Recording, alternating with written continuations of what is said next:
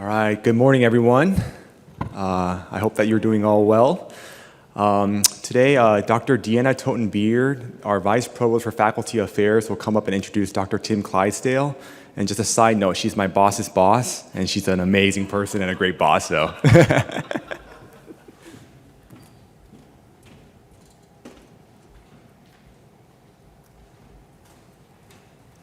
Thank you, Elijah. Good morning, welcome to the conference, welcome to Baylor. For those of you who have not visited us before, we're so glad you're here. And for those who've been to our campus or to this conference before, I say welcome back. We're really glad to have you.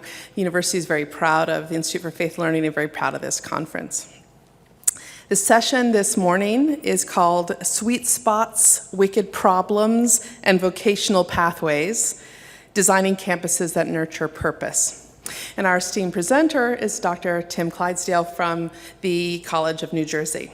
Dr. Clydesdale is a distinguished sociologist and scholar with a deep commitment to understanding the experiences and challenges facing young adults. As a professor of sociology at the College of New Jersey, he's dedicated his career to exploring the complexities of higher education, young adulthood, and American religion. There's a trifecta for you.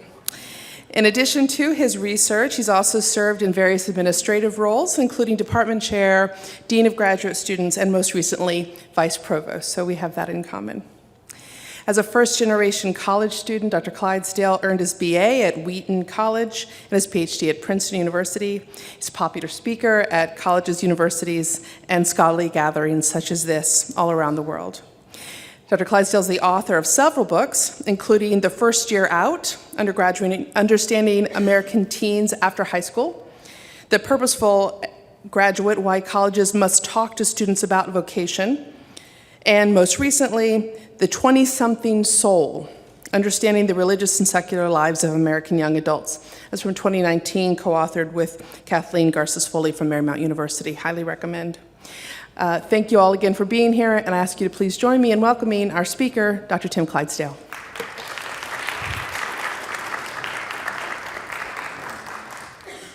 Thank you. Yes, we need to do the magic up here. It's good to be here, and I'm delighted to be at Baylor again.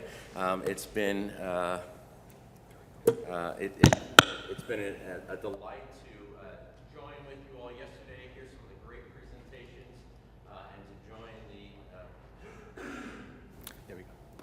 to there we go. Thank you, and to be able to listen to some of the work that you are doing on your campuses. That sounds so exciting. So I wanted to share a bit about sweet spots, wicked problems, and vocational pathways. Now, you'll note that there's an asterisk next to professor of sociology. I am a real professor of sociology. That's not what that is signifying.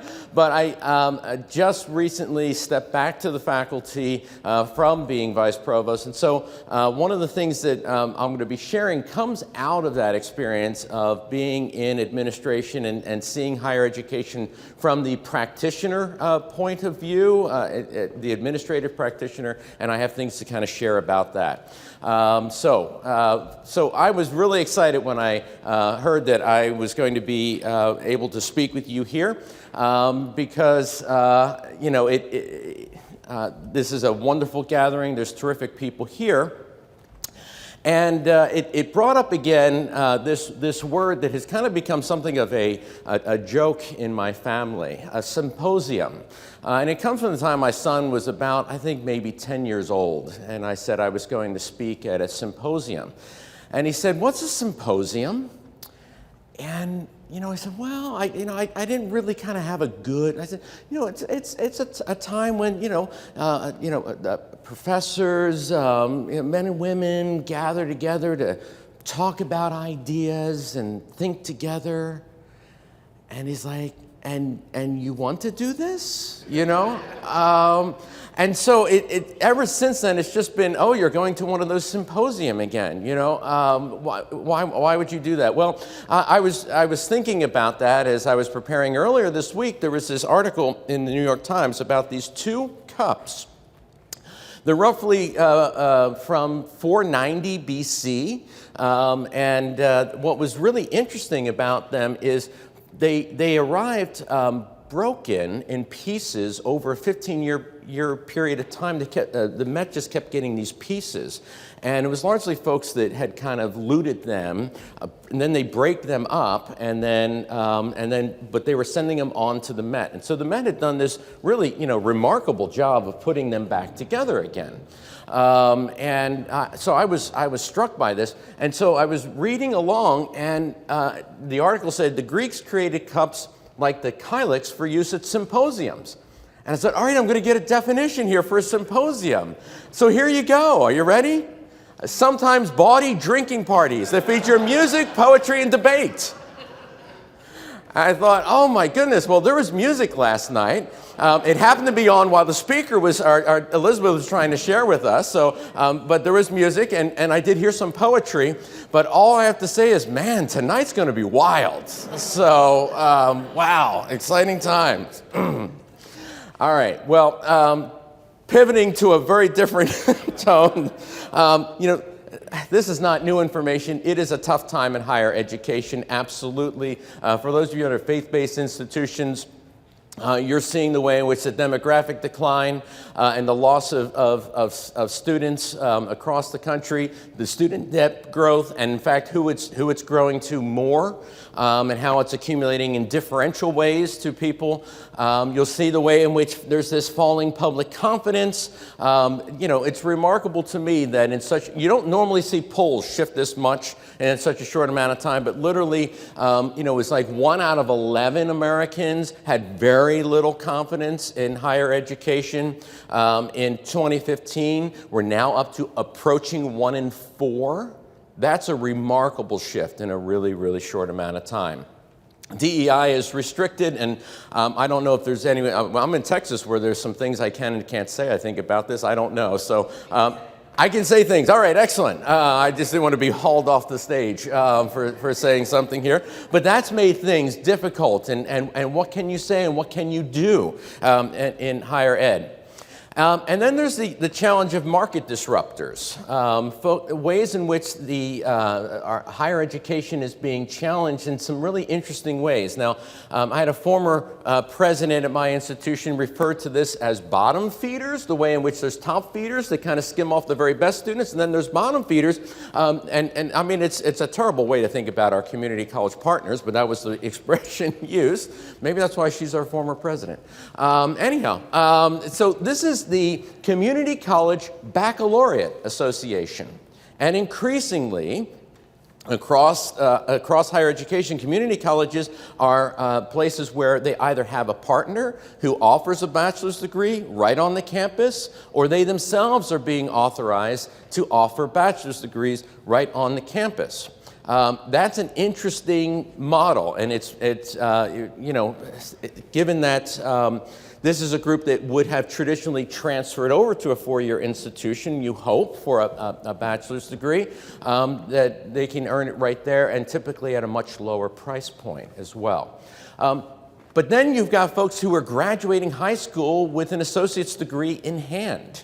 Okay, that's increasingly common, and especially in faith-based institutions where there's a bit more of a homeschooling market, this is something that comes up quite often. Then this one was really striking to me. Traditionally, the fully online universities like Southern New Hampshire or Western Governors have not attracted people in the 18 to 24-year-old time period. But in fact, they grew by about 15,000 people in 2022. 15,000 first-year students are signing up for an online program. Now, that doesn't seem like a lot, but when you're at a campus and you miss like by 40 students your freshman class, you all know how profoundly that affects you. Okay, that means some things aren't going to happen. Some hires aren't going to be made, and some programs are going to be contracting, and that's a real thing. And so you're seeing it's a small percentage-wise, it's a small number, but it's a trend that's really interesting to note there. Of course, even Sessions here talked about AI. and the way in which that is something that's trickier than ever. And then I'm going to put this one up here, and I'm going to talk about it a little bit more. But it's the College in 3 exchange, and it's a particularly interesting effort by a set of colleges. I've been to their conference, and I have more to share about that a little bit later, but that's quite a disruptor as well. So you put these things together, and it's tough. It's tough in higher education. But I'm here to share good news. I'm not here to depress us more. I have good news to share with you. And the good news comes out of a couple places. So I believe if we use design thinking, and this is the type of design thinking that folks have been talking about in like the Stanford Design Center, and the sort of documented student outcomes that I'll be able to share with you from some of my research, there's a couple things I think we can do. One, we can address 2 wicked problems. Now, designers love wicked problems, and they're wicked not because there's something inherently evil or bad about them. It's because they're very difficult to solve. So that's what makes things a wicked problem. I'm going to talk about some underused sweet spots that we have in higher ed that we really can start leveraging a whole lot more for good purposes, so that ultimately we can devise curricula and academic programs that puts not just students, but also their college campuses on vocationally driven pathways. So that's the good news I want to share with you. So let me just kind of walk you through the wicked problems, the sweet spots, and some ways in which we can do this. All right, so the wicked problem number 1, so Bill Burnett and Dave Evans, in their book, Designing Your Life, a best-selling book, many people are familiar with it, have this really important point they make, and I find consistently it's very true, that 80% of people of all ages don't really know what they are passionate about, right? The pursuit is, the people are told, pursue your passions, but when 4 out of 5 people don't know what their passions are, that becomes a problem. And as they write, for most people, passion comes after they try something, discover they like it, and develop mastery, not before. Or to put it more simply, passion is the result of good life design, not the cause. Now, I've been using this book with my students, not at the ideal time, but it's the way it works with our curricula, which is at senior year, and they are finding the ways in which this is really fantastic. Why didn't we know this sooner, right? That's what they all tell me as I teach it to them in the last semester, and that's a really good question that they're asking me. Now, the worst problem here is that not a whole lot of colleges and universities understand this, and those that do tend to do it at the worst possible time. Now, here I'm probably going to make somebody mad, because you are probably someone who runs a first-year program, and you've been trying to do this work with first-year students. Not to say that you can't get some traction there, but you're basically fighting against the wind, okay? The first year doesn't work that way, and there's another time period that's much better. But let me introduce you to wicked problem number 2, and this is where I think about university leadership.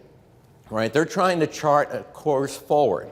And what are they seeing? Well, one they're seeing is that the ground is getting tighter, closer, right? I want you to imagine these sort of things actually shifting, because that's what's happening live. They're getting closer as that happens. What's pushing it? There's demographic decline, the loss of public trust. You've got consumer price sensitivity, which is a huge issue, market disruptors. And so university leadership is trying to figure out how to navigate this. How do we find a path forward? And then that's complicated by the fact that, well, they're not the only ship out there trying to do this. So it's a really busy area that you're trying to navigate through. How should we chart a course forward given the context that we're in, given the really difficult situation we're facing? So let me talk about sweet spots to leverage. All right. Students in a year can benefit from systematic and intentional programs that engage an exploration of calling and purpose. But the absolute sweet spot is sophomore year, all right? The runner-up sweet spot, and really it should be verse 2 of the same song, is junior year, okay? Junior year is really your chance, when people have kind of begun to discern something, is a chance to put it into practice and then really see what they are kind of gaining that way. And what most people and most institutions tend to do is they do first year and senior year when they do this sort of work. And it's literally the worst possible times to do that, because students who are transitioning in or transitioning out are panicking about what this is all about and trying to sort it out, and they don't have this sort of space to think through this. Now, faith-based colleges and universities, if they can overcome the pricing challenges, enjoy a segment of the market that's actually predisposed towards their product, okay? There are people who ideally would like to go to a faith-based institution. They like the product. It's the price that is so hard. If there's a way to address the price issue and continue to offer the product, there's an opportunity for significant additional growth. And I'm going to talk about that in a moment. All right, so how do I know this? And I'm going to spend a little time here talking about how I know what I know about the sweet spot of the sophomore year and the junior year. And it comes from, I'm a sociologist, and I gathered data. And I ran something I called the National Evaluation of Campus Vocational Exploration Programs. And this began as an initiative in about 2000. Nearly $250,000 was invested by the Lilly Endowment on some 88 different campuses to launch these programs on vocational exploration. I studied 26 of them. Initially, I thought I was only going to study 12. I quickly realized there was far too much diversity in the data. I needed to more than double my sampling pool. I spoke to students and alumni. I spoke to faculty and staff. I also did something called panel interviews. So if you're not in the social sciences, that's simply interviewing people at one point and then re-interviewing them again to kind of see how life is unfolding and ask some of the same questions and track over time. So it's a longitudinal study, but it's with the same people over time. Now it was 60 students that were part of these programs, and then I picked out 65 students who attended similar types of schools, but didn't have these sort of grant programs to do this. And then once I had kind of gathered enough of that data, I launched a web survey that had over 2,000 respondents to it. And so I want to share a little bit of the results from this data with you. All right, now, one of the things I always have to clarify is what do I mean by vocation. I don't typically have to imagine that this is a difficult thing to understand here, but I am saying this not as a theologian. I'm not like our speaker last night who is a theologian. I'm speaking as a sociologist. And what do people mean by vocation? I mean the broadest possible exploration of the questions of purpose, meaning, calling, right? Including these ideas' religious underpinnings. That's actually considered a fairly radical idea when I share this at a lot of places that really don't even want to say the R word. Now to some, this is kind of looking within, hearing the voice within. For others, it's kind of actually listening to humanity's call, listening to the cry for justice, listening to the need for compassion. And there's still others, it's a devotion of your resources and your skills to the service of God and humankind. So to me, I'm talking about an exploration of all these possibilities when I talk about vocation. Now, how did some of the campuses do this? And let me briefly walk you through a few of these because there's a number of interesting ways. The Lilly Endowment said, we want you to be creative in this conversation. And boy, did people get real creative. One of the places did a themed residence hall. I remember visiting the campus, and I visited this residence hall. The director of the program, the person who came up with the proposal was a Jesuit. And he had spent years in campus ministry. And one of the things he realized just more by being on the ground working with young adults is that sophomore year was a sweet spot for campus ministry.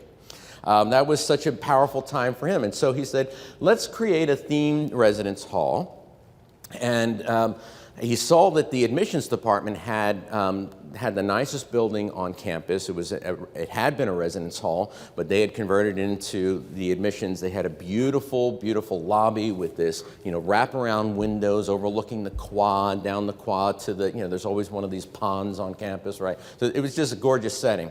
And so he went to the, the dean of admissions and said, listen, if I get this grant for $2.5 million, would you be willing to, move out of this and give me the space? And I don't know how it is that conversation went down, but the dean of admissions is like, yeah, right, you're going to get a $2 million grant for studying vocation. Yeah, sure. So later that year, the dean of admissions was packing up, and they got this, spot on this beautiful older and residence hall, beautiful lobby. Space. So what they did there is they did a number of things. First of all, you had to apply to get in. That was a really smart point because it made it competitive. Students don't like to have to be forced into something. They like to elect into it. And the students that elected into it were really kind of two groups initially, and then it kind of grew from there. It was what I would call the religious virtuosi, the students that were deep into campus ministry. And then it was the students that were really into just like student government, student activities, all those things. So those two groups of people, submitted applications to join this residence hall. Now, there's a number of things they did on this residence hall that were, I think, interesting. One, they had a couple classrooms in there, and so they recruited faculty to teach classes in the residence hall, in the classroom, to really create a living, learning community. And these were faculty who tied vocational themes into their work. And so it was all sorts of things. It was even things like, accounting and ethics, right? And boy, do accountants need ethics, right? So it's a natural sort of connection. It was a course in history and looking at the rise of the Reformation, but also what the Reformation meant in terms of vocation and calling, right? So lots of interesting things there. Then they also, each floor would break up into groups of about 10 to 12 students, and they had a faculty, staff, or alumni mentor. Now, that faculty, staff, or alumni mentor would meet with them weekly. They had a book of short readings and reflections and conversations they would do. And that became a really important time that they began to talk together. They emphasized dinners. They would have a dinner down in that lobby space. When speakers came to campus, they would come and tell their vocation story. Such an important story for people to hear. How did you come to get to where you are, and why are you living the life that you're now living, okay? That's so important because what I have generally found is most young adults subscribe to something I call the myth of linearity, right? Is that somehow they have an epiphany, somewhere between the ages of 4 and 7, about what they should be. And then they just follow that epiphany, and it's just this linear line all the way through. I'm going to be a teacher. I'm going to be a doctor. And of course, life isn't like that, even for many teachers and doctors. And so there's this way in which this idea of things, a life taking a winding path. There's a great sticker out there, by the way, at the NetView desk, and I'm going to encourage you to stop there. But it's about the winding paths, or the best paths. All right, so what happened here? They encourage intentional community. Well, I did a focus group with these sophomores, a lively group, absolutely. They loved each other. You could tell that. I never heard 12 college sophomores use the word intentional community so many times in my life. I was like, this is the sort of thing that, analysts talk about, not college sophomores, but they understood that they were creating an intentional community. And that intentional community was there to support each other as they thought about these questions of whose am I, why am I here, what is my purpose, and then to then not only talk about that, but then they had these service projects that they did together. They would all operate together. It was a powerful, powerful effect. They had a crackerjack crackerjack evaluation team that they brought in from the outside that did this interesting analysis of the people who were in this program and those that were out. So here's what they found, right? So they had these various indices of kind of maturity and of outlook, and they found that On average, the students that were in this group were a little bit higher than those that selected in were a little bit higher than those didn't. That sort of selection effect doesn't surprise us in social sciences. At the end of the sophomore year, they repeated that same thing. At this point now, the juniors overall were a bit higher in this sort of wisdom and outlook and maturity. And the students in this reflection hall were way higher. In fact, these sophomores had matched the level of the graduating seniors. Now, I want you to think about that.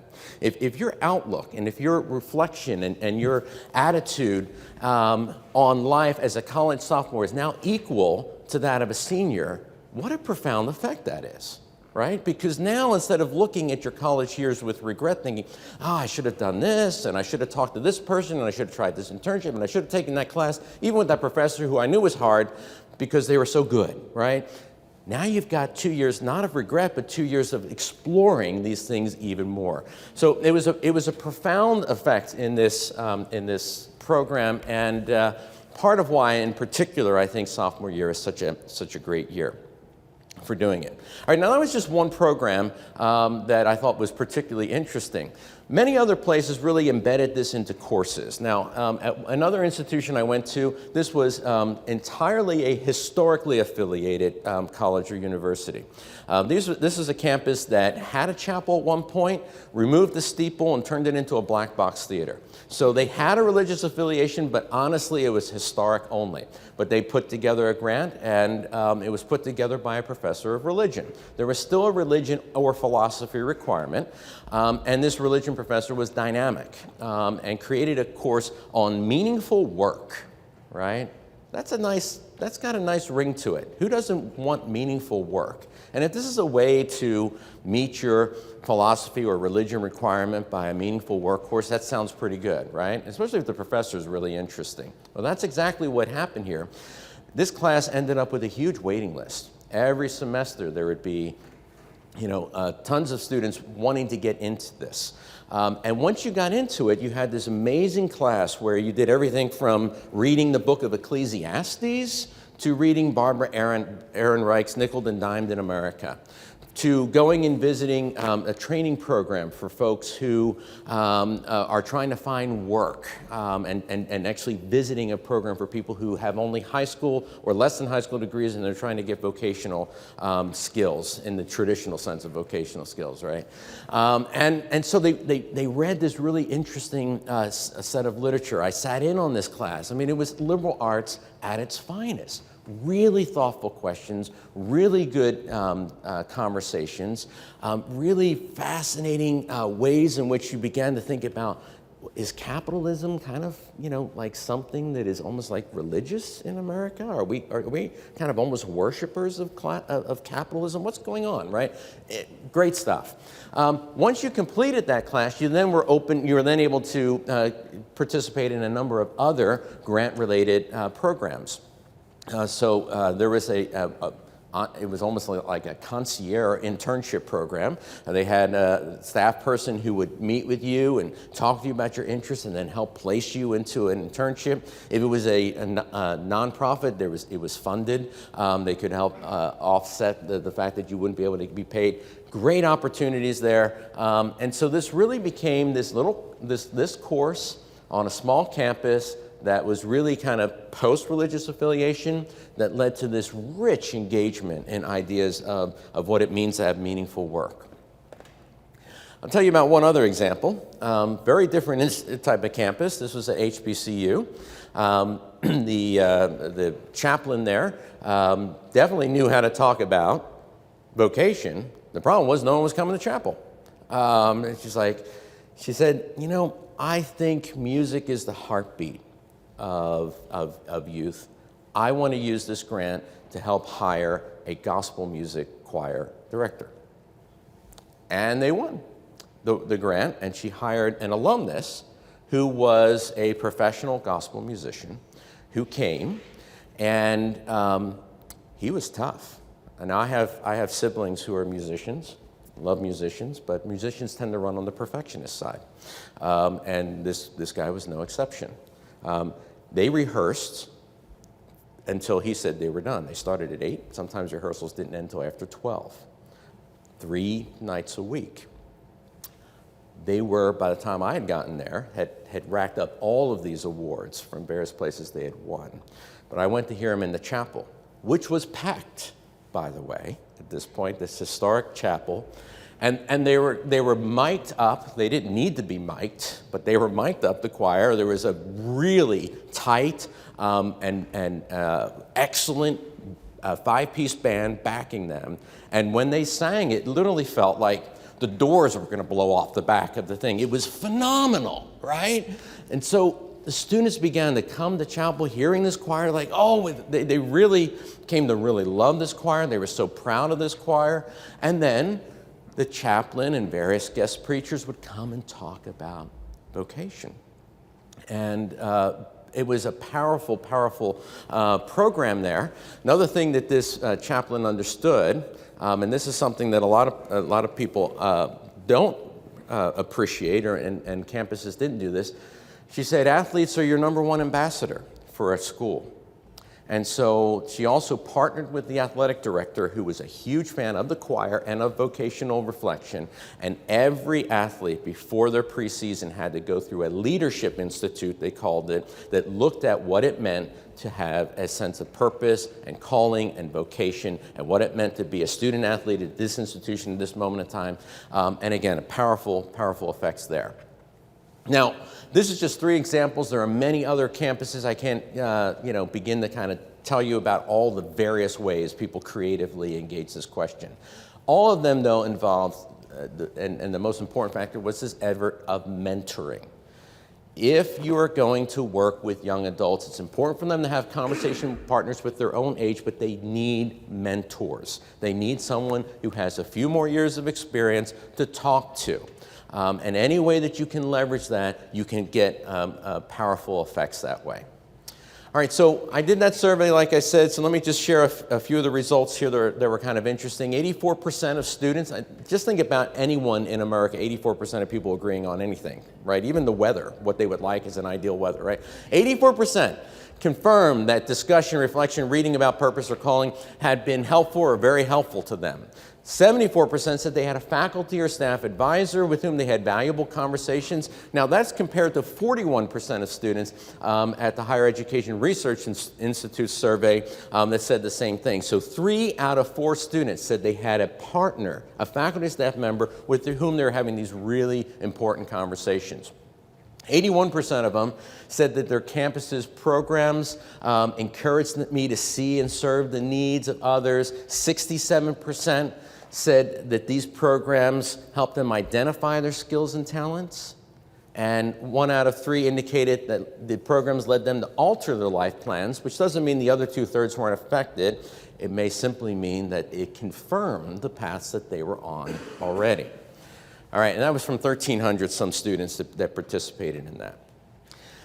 This I thought was really interesting, but what really convinced me was when I did the follow-up interviews after students had left, right? Because that's really where the rubber hits the road. So more than a year after they graduated, I conducted these follow-up interviews, and I conducted some web surveys of alumni as well. And here's some of the things that they said. Although I had given some thought to questions of vocation prior to college, it was my college community that nurtured these inchoate thoughts and aspirations. I need to just pause right there and give props to whatever alumni could use the word inchoate so fluently. And this is pre-AI, okay? So this person actually used this word. And gave me a place to think broadly and deeply about where my abilities match up best with the world's needs. Playing a central role in this reflection was my participation in a purpose exploration and my informal conversations with staff and 2 faculty there. Let me give you one more. I have hundreds of these. Being given the language for the feelings that I already felt was incredibly liberating. I'd only heard the word calling used in relation to ordained ministry. I knew that I felt I was being called to something, but I also knew it was not ordained ministry, so I didn't really know what to make of it. Having an opportunity to be in conversation about my gifts and talents and how and where they might meet the needs of the world really set off a fire inside me. Even 6 years after graduation, I consistently find myself drawing upon my experiences in the exploration program to make big decisions in my life. Now that says something about the lasting effects of this. When I looked overall at those who'd spent time exploring purpose or calling, here are the things that I noticed. First, they voiced longer-term perspectives than those who were not in these programs. They saw a little bit further. They were thinking more in terms of a 5-year, some of them a 10-year kind of time frame. That's important.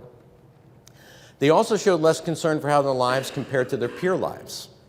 At this point, it's not keeping up with the Joneses anymore. It's like keeping up with, I don't know, the Kardashians and keeping up with the influencers. It's, one, you can never keep up with them, but it's amazing how that was less of a concern and a really important outcome. They sought out the advice of mentors and older adults. What most young adults tend to do when they're looking for advice is go to other young adults. Now, and sometimes that can be useful. But a lot of times that can lead to the blind leading the blind. So seeking out an older mentor can be really valuable.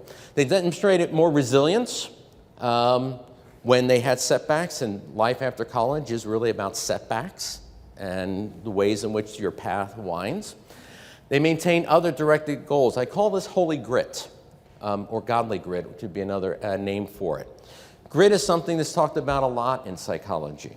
It's this extreme persistence in pursuit of one's goals. The thing about grit is that grit can be about kind of anything. What I found interesting is that these folks had goals that were either upward or outward oriented. They were more other directed. And so it was powerful in that way.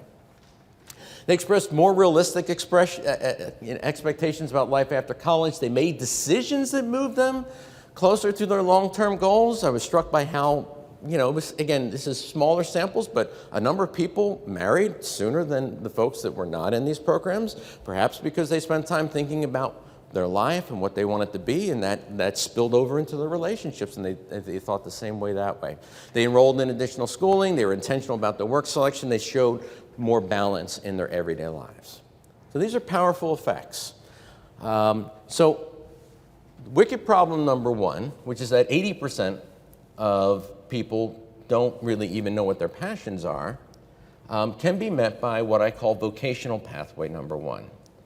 We add a sophomore life design seminar to every arts and sciences program. I think we could do a tremendous task for students. Now, I'm saying this in particular, not that it doesn't matter for professional programs, but there's a different way you have to kind of do this with professional programs. But it's in the arts and sciences in particular where this is not being typically well developed. Absolutely, these should include an opportunity for exploration of vocation, calling, and purpose. But what I'm saying is by making this required, you don't want to really force the vocation piece because that has a backlash effect. But on the whole, students respond really well to life design. And we can see that in a lot of ways. I mean, the whole Designing Your Life came out of Stanford University's and the extreme popularity of life design seminar there. So adding it in as an element and then allowing for other sorts of opportunities can be a really smart move here. I think this can be very beneficial in the professional fields, but it's really something more that needs to be added or tweaked into existing course requirements. That would be a better place to kind of place it there. The second thing I would suggest doing to make a vocational pathway run through your campus is to add a junior internship or co-op to all non-professional fields of studies. Professional fields of studies typically already have something like this, right? The teachers do student teaching and junior observation. The nurses are in hospitals and medical practices. So the professional programs tend to do this already, but this is something that's largely missing in the arts and sciences fields, and this is something that could really make a huge difference. And if you wonder whether there's really a market for this, just take a look at the enrollments at Drexel University or at Northeastern University, where they have an entire co-op model out there. Those are extremely expensive places, and they're growing at intense rates because of how popular those sorts of approaches are. So that was wicked problem number one. Wicked problem number two, which is how university leaders should chart a path forward. I'm going to go back to something I mentioned a moment ago in the beginning. I think college and university leaders should run, not walk, to join the College in 3 exchange. Okay, run. I happen to be able to participate in this. I was my institution's representative to this group as we were thinking about it for our own institution. It's led by Bob Zemsky. He's in his 80s at this point, but he's always been a bit of an iconoclast in the higher education field. And Dr. Lori Carroll, who's chancellor at University of Minnesota Rochester. Here's a really important point to understand about it. This is not about jamming 4 years of credit into 3. That's how most people do the college in 3. This is not that. Are you ready? This may be the most radical thing I'm going to say. This is about doing so in 90 to 96 credits. A bachelor's degree in 90 to 96 credits. Are there ways you can do that? Yes, there are. One of the things that's interesting that this initiative asks is, how do 4 years become the magic number for a bachelor's degree? Okay? And the answer really comes down to 2 things. Number one, Harvard did it first. Once again, why? Harvard did it, so then everybody else kind of fell in line. And the second answer was that there was this effort to figure out a way to fund retirement programs for people who were professors that a foundation was trying to do. And it needed to have some definition of who counts as a professor. And so it went to the Harvard, only people that are at schools that offer 4-year degrees, they'll be eligible for this retirement program. And that's kind of how it got established. All right? It's not really driven by learning goals. Let me tell you something right now. There are 3 universities right now at this moment who are offering 90 to 96 credit bachelor degrees in the US. There's a handful of programs at BYU, Idaho, and Ensign College. These are both LDS schools. There's also something in West Virginia called the American Public University System. It largely serves veterans. They have just launched a 3-year bachelor's degree in cybersecurity. Merrimack College, which is where this conference was at, that I attended for the College in 3 exchange, has submitted proposals for 90 credit bachelor's degree in psychology, criminal justice, communication, and business to the New England Commission on Higher Education. Now, the commissions on higher education are across the spectrum in how they're responding to this. There's one in the West, and the Higher Learning Commission, which covers the Midwest, are supportive of this effort. The New England Commission on Higher Education has been pretty stubborn and doesn't want to yield. But here's what's the case now. It used to be these regional accreditors were the only game in town. The president of Merrimack is, he's about this close to just switching accreditors and just saying, all right, we're just going to go with someone else at this point, and we're going to put this into effect. Here's the real game changer, okay? This is not public knowledge most places, but Georgetown is developing one of these. Georgetown and Randy Bass, who is its vice president now for Strategic Initiative, is creating a data science degree for their downtown campus. They are landlocked in their Georgetown campus. They have an exact number of students that they're allowed to have there and no more. They want to create a program driven largely by social justice concerns about the costs of programs. And what they decided to do to get it through the faculty, because they have no objection, Middle States is fine with this. You just have to meet your learning outcomes, okay? And District of Columbia has no laws preventing this. In my state, New Jersey has a law that says bachelor's degrees have to be 120 credits. So that's a hurdle for us, which is why we're not moving further. But I gotta take some more.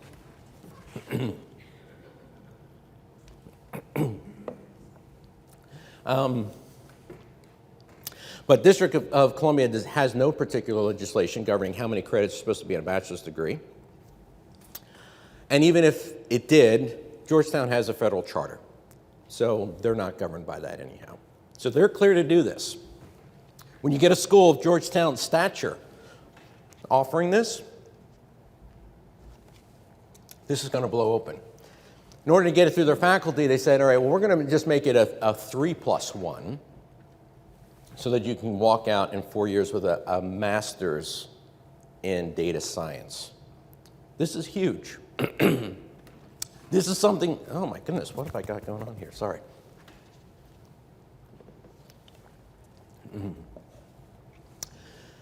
I suspect this will probably be put in place by the next academic year. It's under review right now by the faculty there.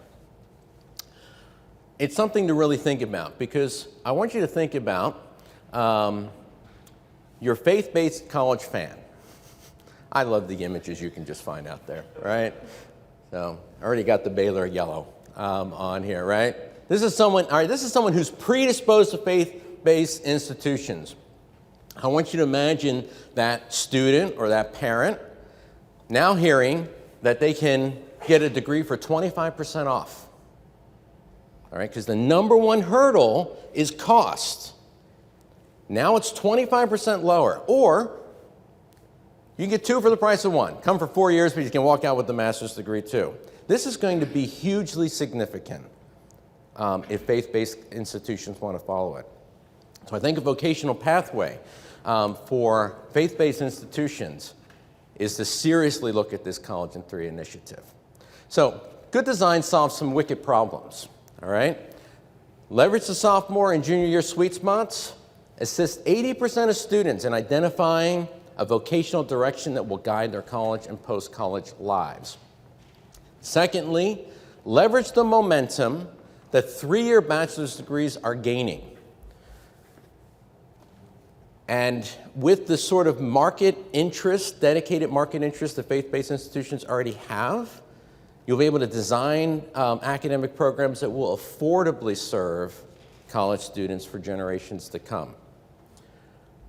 I hope those are interesting ideas to you. If you're interested in any of this, here's some resources for the College in 3 Exchange, Designing Your Life book, Bill Damon's Path to Purpose, Council of Independent Colleges Network for Vocation. If you're interested in the vocation piece, they've got a wonderful table out there with lots of resources. And if you want to look at more of the things that I've written, that's also there.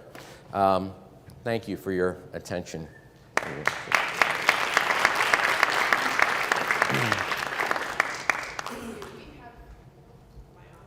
I don't see a light.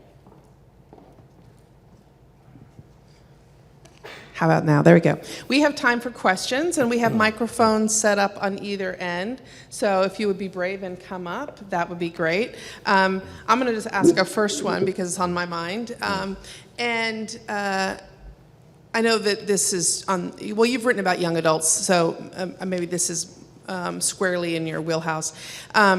But I'm curious, after listening to this information, I'm curious what you would say in terms of like psychosocial development. Are some of the reasons why that sophomore year is such a sweet spot? Yeah, I thank you for asking about that. I write a little bit about this in The Purposeful Graduate. I think there's a big difference between how emerging adults, 18 to 24-year-olds in particular, early emerging adults, are when they're willing to kind of offer, when they're willing to kind of reflect, versus when people who are like, say, over the age of 30 or even over the age of 40. For people who are like my age, a life transition is a reflection moment, right? You get married, you have a child, a parent passes away. These are moments of reflection, okay? But for those in the 18 to 24, moments of transition are actually not moments for reflection. They're moments of trying to just manage the transition and make sense of things. Things are unsteady. It feels like they're on unstable ground, and thus there's less willingness to actually do true reflection in that first year. Now, there's all other sorts of reasons about this, and my first book is called The First Year Out, and that really begins to elaborate why that is so not the time to do this. There are exceptions, all right? I don't want to, but there's exceptions, but we're talking about 10% of the population that are the exceptions.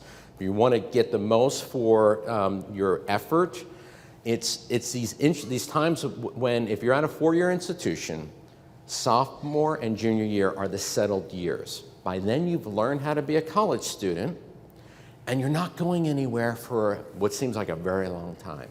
Okay, so you're settled into it, you're stable, and now you're willing to ask the question, which typically presents as, I don't know if I want to be in this major anymore. Okay, but that's really the tip of the iceberg of a vocational question, because they're really asking the question, what do I want to be at that point? So And similarly, the same thing kind of happens at the back end there. When students are about to leave, they're riding what I call the pendulum of panic and denial. So they're either, oh my gosh, I'm leaving, or no, I'm going to pretend like nothing's changing. But the sort of holding steady to kind of do reflection is something that most seniors don't want to do either. So it's really interesting how, because of their institutional location, it creates a sense of stability that then creates an opening for the deeper sort of questions that come up. So. Can I ask a follow-up? Absolutely. Great. I mean, I have some power, right? So if you imagine, let's say 10 years from now, there's a wider adoption of the 3-year, does then the sweet spot is the second year and the third year is out then? So the third year becomes a transition, so it's even more heavily on the second year. Is that accurate? Yeah, that would definitely be the second year would become all the more important to try to do it. You'd have to maybe try to do both parts of this in the second year, or because this is something that I can imagine that any treasurer, if they were in the room, would be like, are you kidding me? You're talking about a loss of 25% of our revenue, right? What are we going to do? That's where the +1 comes in, right? So you still have people for 4 years, but you think about a way in which you offer them a master's degree. And so then you can kind of do that. They can have that stability in the through line. But yeah, great point. Thank you. All right, we've got questions coming. All right. That was part of one of my questions too, was these 3-year programs seem like they're designed more for students who kind of already know what they're wanting to do, and you're squeezing that time for exploration. That, you know, there's, like she said, there's no junior year to really work with. Right. So how do those two visions kind of work together? Yeah, that's a great question. They often, the ones that are launching right now are very sort of specific, and what Bob Zemsky wanted to have happen with the master's degree is, let's just blow this whole thing up and rebuild it from the start. What's actually happened in terms of the programs that I had up there a minute ago is people just said, you know what, we don't really have any learning outcomes for free electives. We're just going to take those out. That's how you lose 30 right there. And then you've got your full general education program, and you have your major, and that's how you do it. That said, there's a challenge of what do you do with the person that's trying to sort their way through and needs to sample. So I don't know that I would say every program at every institution, and some never will. Some have very specific external accreditation. Nursing's are always going to be 4. Teaching's always going to be 4, whatever. So they have to kind of stay there. If you have an American Chemical Society approved chemistry program, that's going to be 4. But there are programs that are leverageable this way. And there's a motivated group of students who will opt into it at the beginning. It may very well be that you have a 3-year psychology program and a 4-year psychology program running concurrently. Because there will be some students who find their way into psychology, and then there'll be some students that know from the get-go that that's what they want to do. For differentiation, one thing you could possibly consider doing is maybe you could focus it on, the psychology of children and youth, right? And that could be the 3-year program, and it's a very specific sort of track. And the more general psychology program is the 4-year. There's ways in which you could differentiate it that way. But you're right. The ones that you see that are available right now tend to be very sort of specific and career-oriented. But there's a market for them too. Yeah. I have others, but I'll let other people go. All right.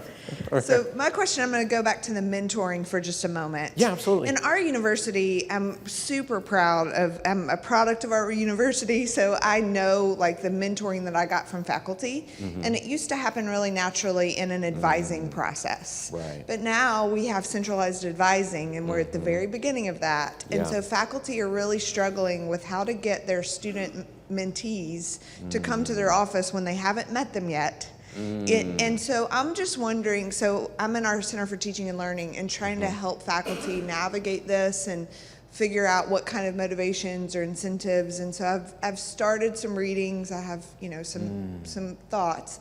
But I'm wondering if there are some things top of mind for you as you were talking to these students. Like, what are the things that really made them want to, seek out those mentoring relationships? Yeah, that's a good question.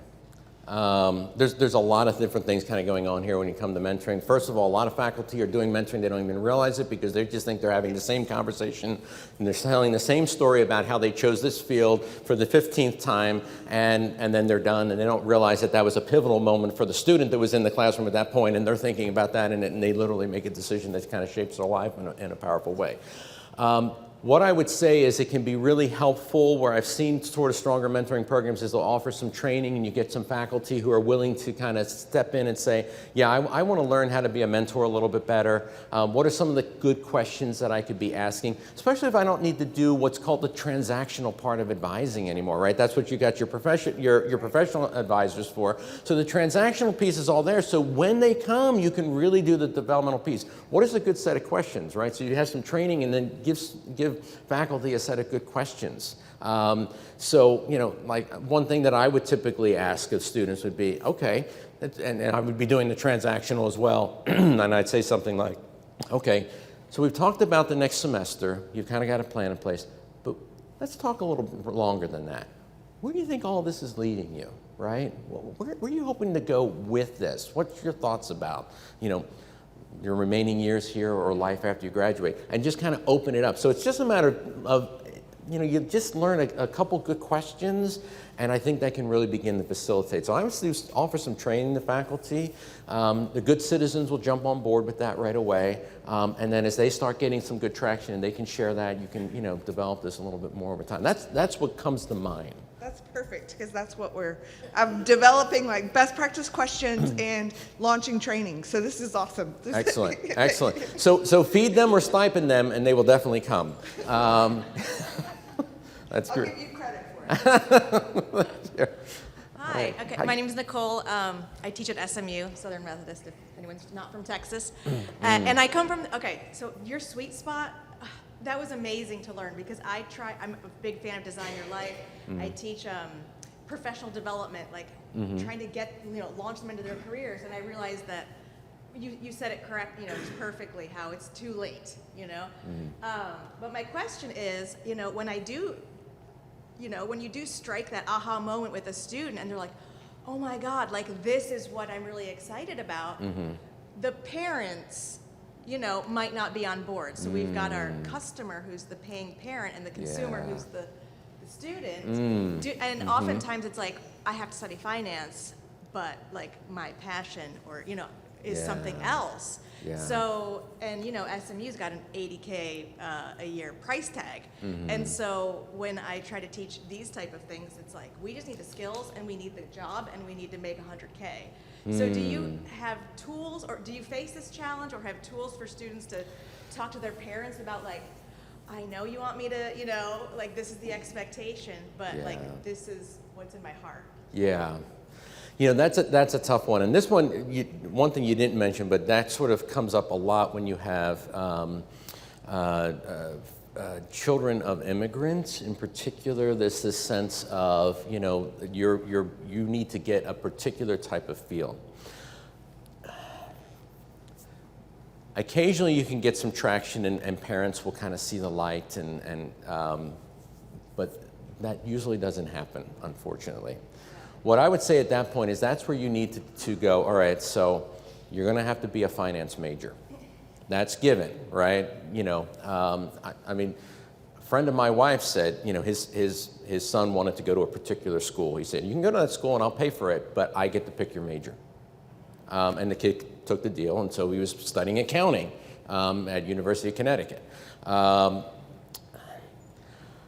I would say that's where the sort of professional sort of reflection, all right, so accounting, but what type of accounting could you be doing? Finance, what type of finance could you be doing? Because the thing that I like about vocational thinking is that, one, it's far bigger than just your career, and that's the big mistake that a lot of students make. They think only about their career. But it's also the same profession can be used in so many different ways that there's often a poverty of imagination. So the parents are thinking, I want you to go in finance so that you can do this and work for Goldman Sachs. There's a lot of other sort of careers in finance that could be something that the young person finds a lot more fulfilling potentially. So that's kind of what comes to mind for me when you run into that, because everything I've read at this point now says, I mean, you talk about helicopters being too involved in, through the college year. I mean, it's now way into the 20s at this point. There's still helicoptering and handling leases and all sorts of things like that. So I don't think that's changing. And so it's more a matter of how do we kind of make peace with that reality. Yeah, the speaker last night, Curtis Chang, talked about how it's a luxury. It's like almost a luxury to ponder vocation. Yeah. And I also see that a lot on TikTok with kids, like, oh yeah, how cool to be able to do what I love, but I have to pay the bills. So there's this real friction. Yeah, and I hear you, and I did, when he said that, I grimaced a bit, because I think there's all sorts of vocation. There's something, if you're doing a job that's, providing importantly, and that's what you can do at that point, that's a vocation and that's meaningful. And how do you make that meaningful or more meaningful for you? And how do you find other places in which you can have it meaning? The question and the reflection time can be luxurious, but I really don't like that way of thinking about it, because part of my view of vocation is, and I didn't get a chance to talk about this, but when I'm asked to talk about that part of it, I really think there's two parts. There's a discerning part and there's a summoning part. Okay, there are things you get summoned to, and you do them, and that you really need to almost think of these as kind of a double helix that runs through your life. There's things that you're summoned to, and then there's things that you discern, and that's really, I think, a far more productive way of thinking about vocation. But yeah, thank you for that. Okay, yes. Okay, so I'm wondering, and it probably will turn into slightly a two-part question, but Okay. maybe just two principles. Okay. The idea that students don't want to be forced into something, they want to elect into something, Yes. but then the students who elect into something are certain kinds of students, Yep. right? And you described the residential hall, it's the ones who are most involved, most Right. engaged, most, on fire about whatever it is that they're talking about. So I'm wondering, do you have examples of required programs that somehow found some resonance or some sweet spots in engaging students, or do you have examples of self-selected programs that still was able to reach a wide swath of students and still able to accomplish some sense of like equity and access and those kinds of things? Okay, good questions. So I think students always enjoy a level of agency more. And I was at a session yesterday that was very interesting. That was talking about Baylor's, the way they handle chapel, and students have multiple. So there is a mandatory chapel requirement, but from what I heard yesterday, you've got 6 different ways in which you can meet it. Okay, and so there's a way in which it's actually it's working. There's always going to be some students in that case who still dislike it. Ultimately, maybe they should have never been at Baylor in the first place, because that's who Baylor is. Okay. But that degree of choice. So I would say if you're going to require something, giving students as much choice as possible and as much agency in that can be beneficial. As far as, creating something, in the Purposeful Graduate, I argue really what you want to do is create a critical mass that's exciting. And maybe you could shoot for up to 20% of the campus that's really deeply engaged, and then others kind of get caught into this, and that would be a wonderful threshold if you could get to that point on most campuses. Because if you try to take this and do it for everyone, you start getting a kickback that really, it gets frustrating. It's no longer pleasant for the people who are trying to do the work of teaching this. It's no longer pleasant for the students that are very much engaged in it. So that's why when I said a mandatory life design workshop, because that, I think, all sorts of public places are now doing that, and that goes over pretty well. And there's space built into it, I think, for vocational reflection. When they talk about the work view and the life view, there's wide open space to do some interesting stuff there, but you could make that more elective or a small unit of something a little bit larger. But I don't have a compendium of examples that I could give you. I wish I could, but those are great questions. Thank you. Hey, how are you? Good. How are you? Andy, I'm at a Christian high school in Indianapolis, so a little bit different context, Okay. but I mentioned entity in your presentation as far as contributing perhaps to some of the challenges.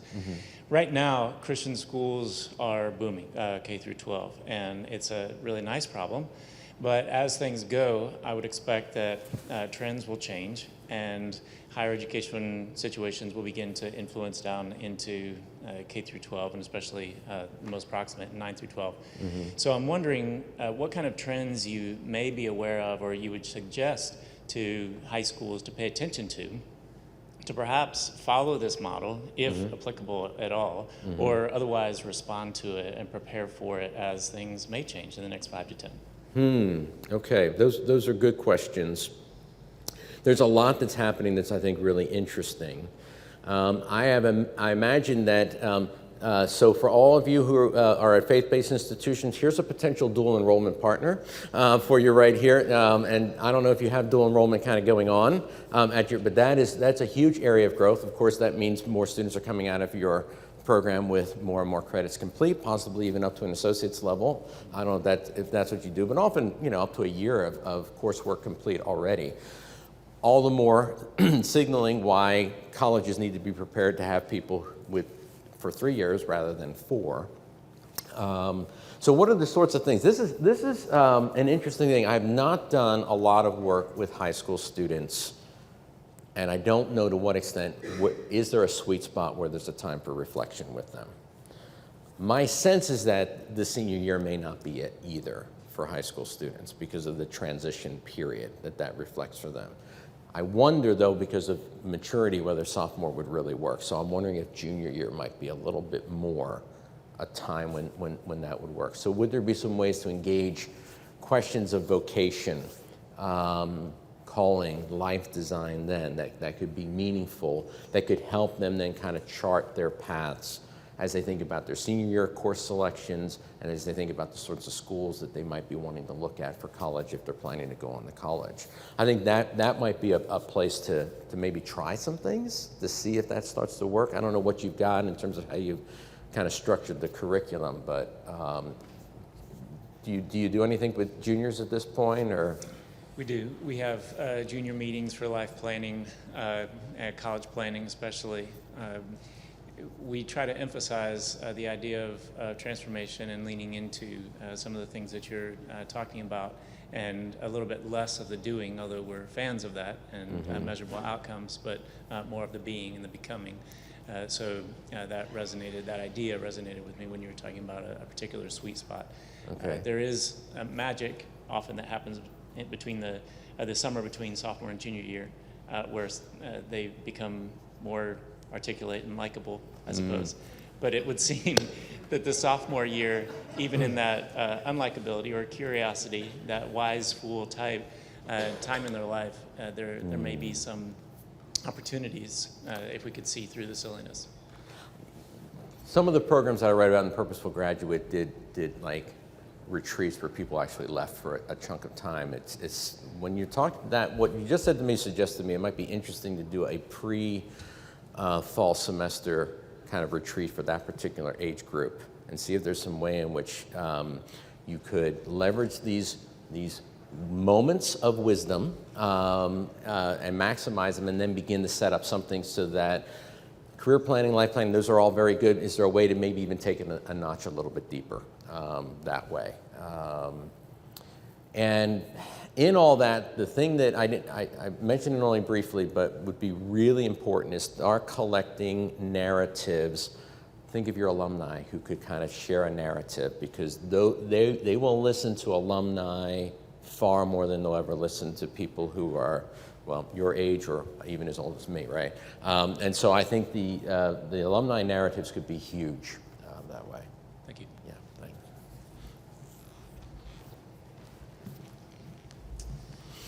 Thanks so much for your talk. I found Sure. it really illuminating. Thanks. Just a couple of really quick practical sort of questions.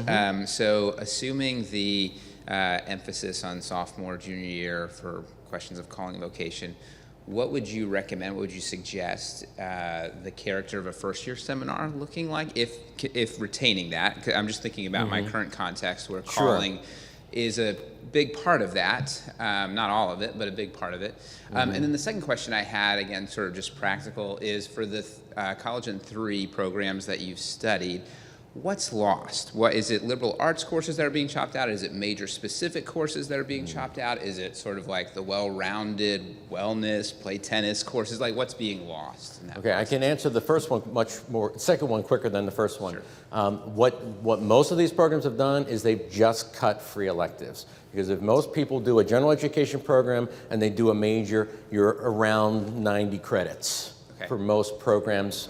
And it's minors, it's free electives, those sorts of things. They're largely removing those because there's, when you think of what most accreditors do, they have a set of learning outcomes. They're all tied typically to the general education program and to the program in the major, right? They really don't even have much for anything in this area because if you say, well, it's about breadth, well, no, the breadth is all covered in the general education part up here. So that's what they're largely taking out. They're taking out, 30 credit hours of electives and repackaging that way. So that's the question on that. So the what to do in a freshman seminar, I would say this is a time to focus on interpersonal relationships because that's where your first year student is. That's where their mind is. What does it mean to be a friend? What does it mean to be, a brother, a son, a daughter, a sister? I would say that interpersonal, how do you resolve conflict, right? How do you communicate and resolve conflict? I would say areas like that would be the area, and it doesn't mean that you can't do some of the other stuff along the way that we typically do, but if your particular focus would be more in the interpersonal, that's going to really engage them because that's what they're living in a really intense way. Yeah. Okay. Cool. Thanks. Yeah, sure. I'm going to use my chair prerogative to ask a last question. All right. My area of academic background is in theater, so my ears perk up a lot in your discussion when you talk about the power of people telling their narratives, because the power of stories to help us imagine and to shape our lives and make decisions is something that I live in a lot. And I would be interested, maybe as sort of a closing statement, if you would talk a little bit more about the power of people telling their vocation stories to 18 to 24-year-olds.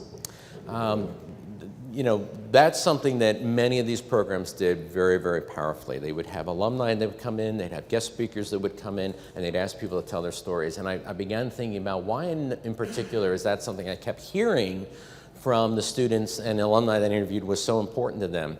And many times, and many of the places that I studied they did not have a religious homogeneity to the student population. They had a religious heterogeneity to them. But stories transcend those sort of things, right? Because if someone's telling their story of walking, doing a pilgrimage on the Camino, right? Someone may never think of doing that in their own life, but they'll be very interested in the story, right? And so you may be a religious nun, N-O-N-E, right? A religiously secular, but you're going to be struck by the story of what this person experienced and what they kind of learned about themselves. And so the story is what kind of draws them in, particularly in a religiously heterogeneous setting. There's all sorts of ways in which stories deeply tend to move people. They're inspired by the ways in which people find and make a life that's meaningful, how they overcome odds, how they deal with difficult situations and setbacks. There's just something that I think everyone can appreciate in it. So that's why I think narrative just works so well. And the other part here with narrative is it doesn't just work with students, it actually works really well with faculty as well. So if you bring faculty or staff into a workshop, for them to read narrative to introduce themselves to this actually works best too, better than kind of giving them a theological tome to read. So, thanks. Will you join me in thanking Thank Dr. you. Clydesdale? Thank you.